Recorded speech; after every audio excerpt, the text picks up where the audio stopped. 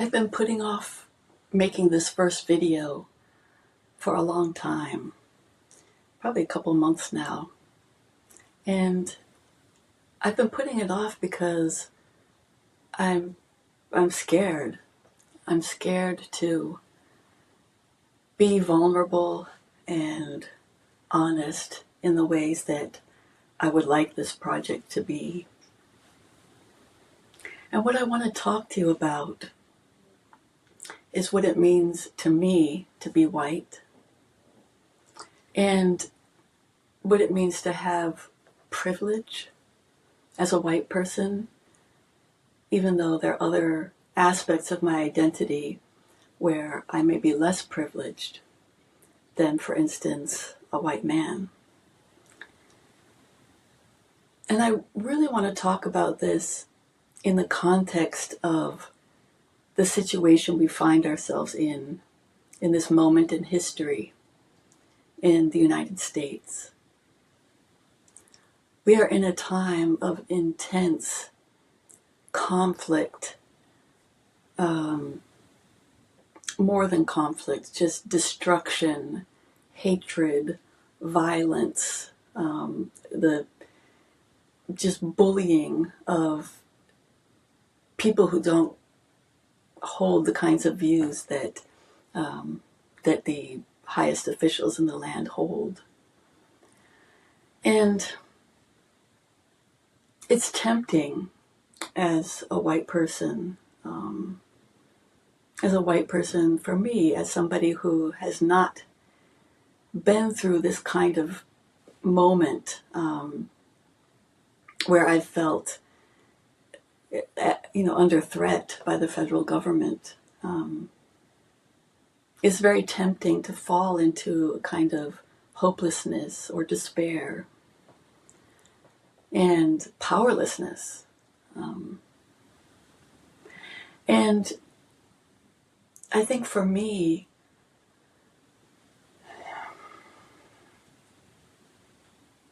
part of the reason I find it so upsetting that we're in this moment now is that I feel that the reason we have come to such a very dark, hateful place is that it's kind of a natural outgrowth, a natural consequence of white supremacy, the deepest wound, an unhealed wound, unattended to, unspoken, with no amends made, no healing. That wound of racism that is the very foundation of our country, that collusion with white supremacy over centuries, more than 4 centuries now. This is the consequence. This is the consequence of not dealing with, not facing, not speaking, not saying out loud and taking responsibility for and making amends for all the harm that white supremacy has done, not just to people of color, though primarily, from the time of slavery up until this moment, African Americans, Native Americans, the genocide of Native Americans, but also, and I think this is what we can see right now, to our soul, our very souls as white people.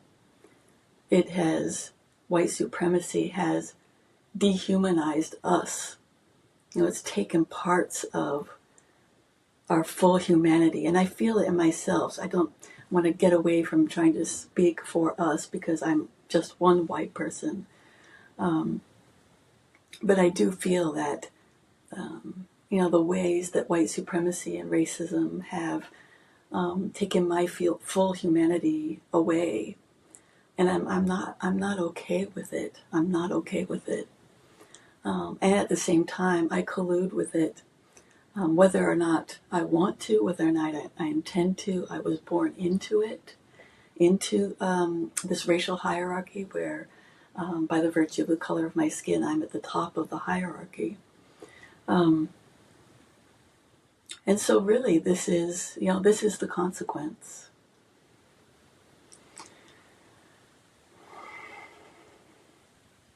So I'm sad. I'm deeply sad. I also think there's an opportunity here.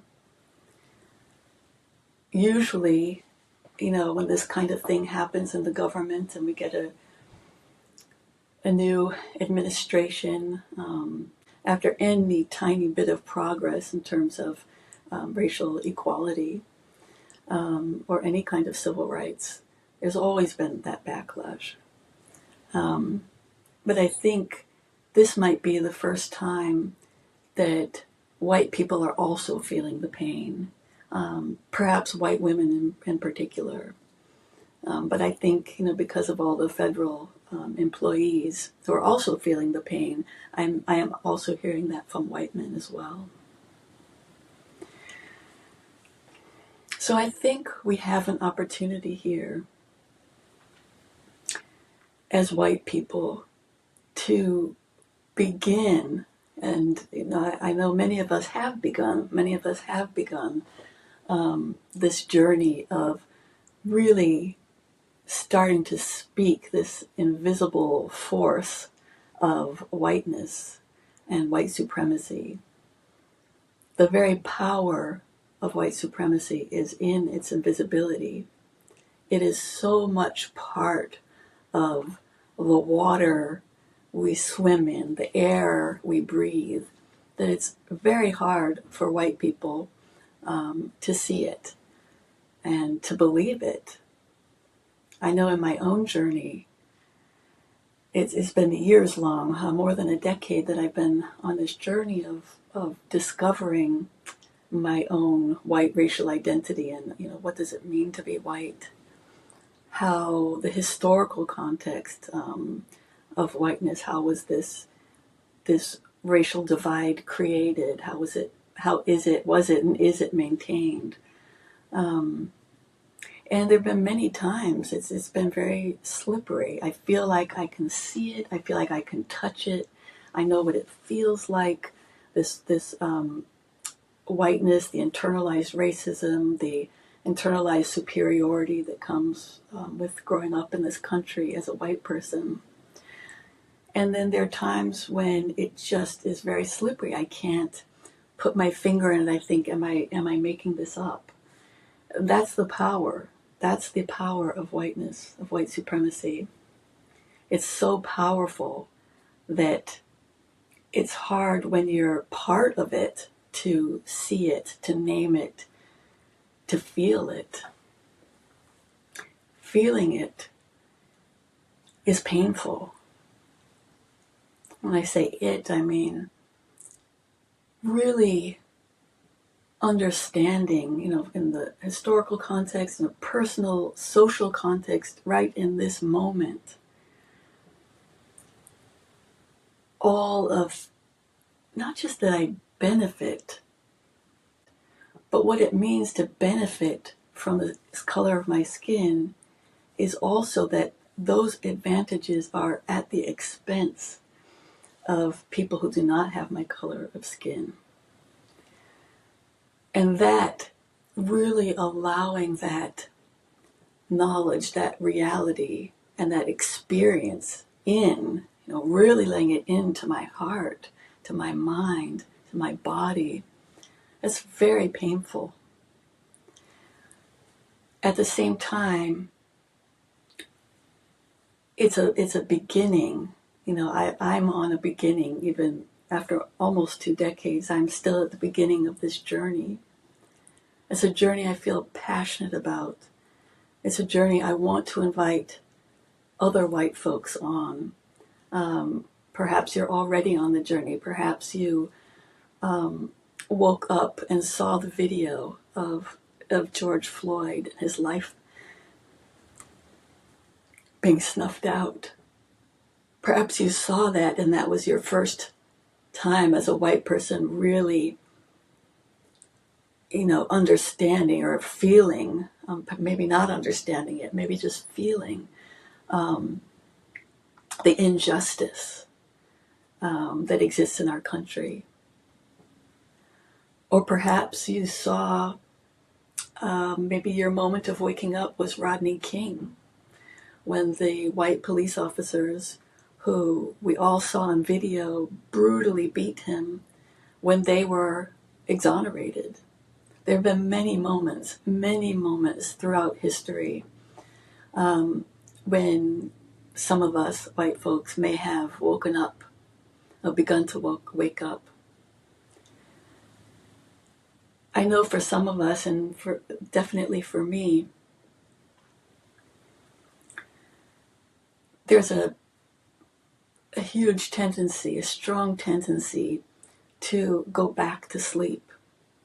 It's hard to stay open. It's hard to stay conscious. It's hard to stay awake. I think part of our training as white people is to move right into doing. I want to do something. I got to change it. I can't be so uncomfortable and feel the pain of this. And I think in my own journey, yes, there is work to do in multiracial coalitions. Most of us, almost I would say almost all of us white folks are not yet in a place where we can be in equal relationship around fighting white supremacy and racism with people of color. We have remedial work to do. And that remedial work, if we don't want to just replicate the hierarchies and the harms that are already being reproduced over and over in interracial relationships of all kinds, then we have to, as everyone's saying now, we have to do our own work. So what does that mean? What does it mean to do my own work as a white person? This is what I'm talking about. And this is the journey I'm on, and the journey I hope you'll tune in to listen to, share your experience about. It's the journey of going inside, in our bodies, in our history, in our hearts, in our socialization. We already know what racism is, what white supremacy is. We know it, we're blind to it, but there's a part of us, I believe there's a part of us, our body knows it. We carry that. I carry that, that disconnect, that willful denial, that ability to rationalize, to create other stories, but the story that's real about why our country is still so segregated and so stratified in terms of hierarchy, and there's so much suffering that really does, depend on the color of your skin.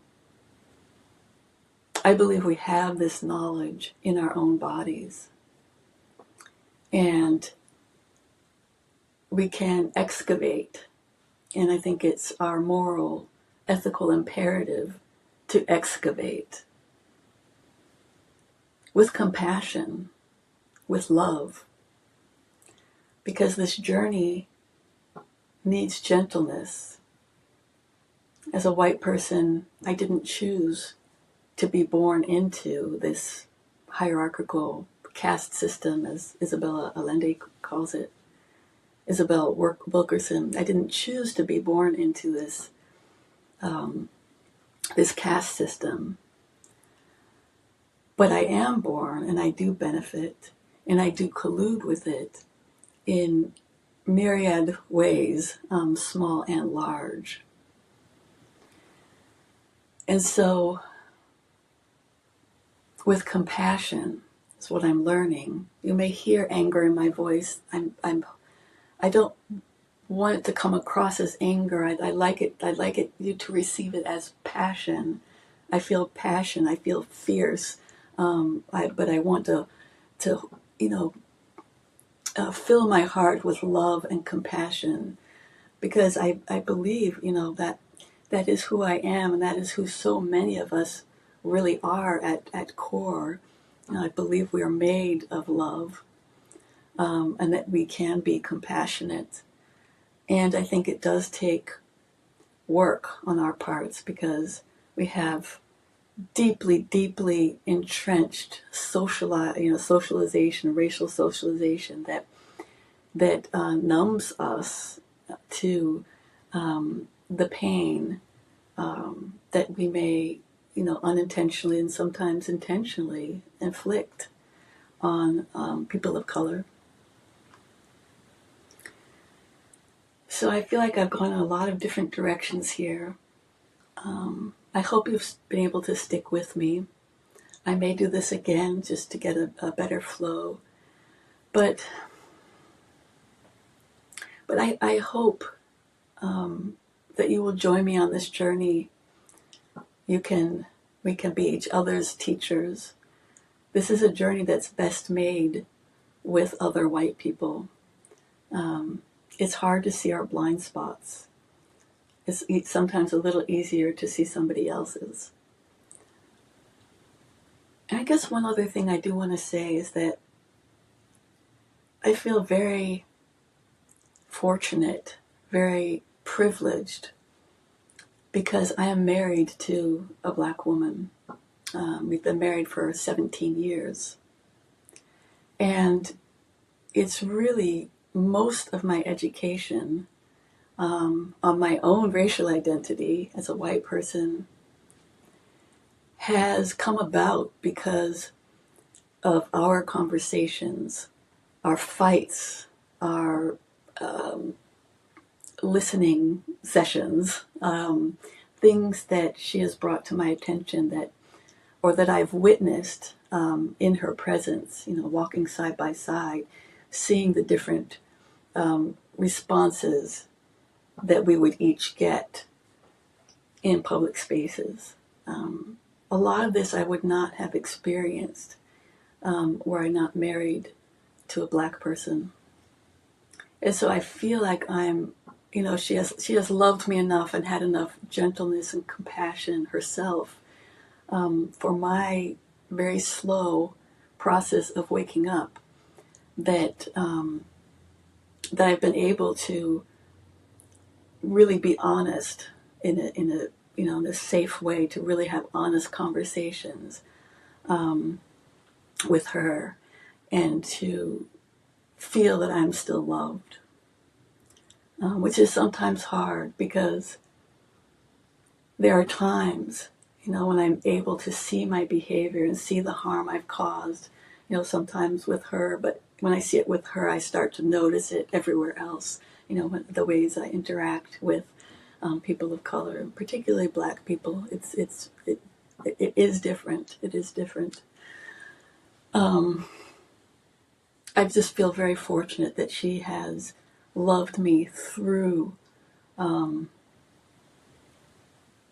even seeing, despite seeing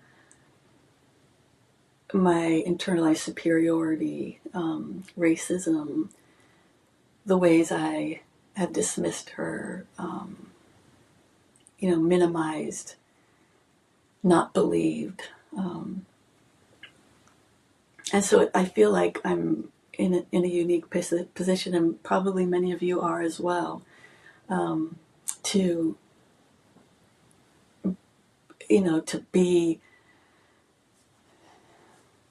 be able to speak this truth, and to have the courage to do that and to be honest about it, because I have the deep, deep love, unconditional love, really, of my wife, who is Black.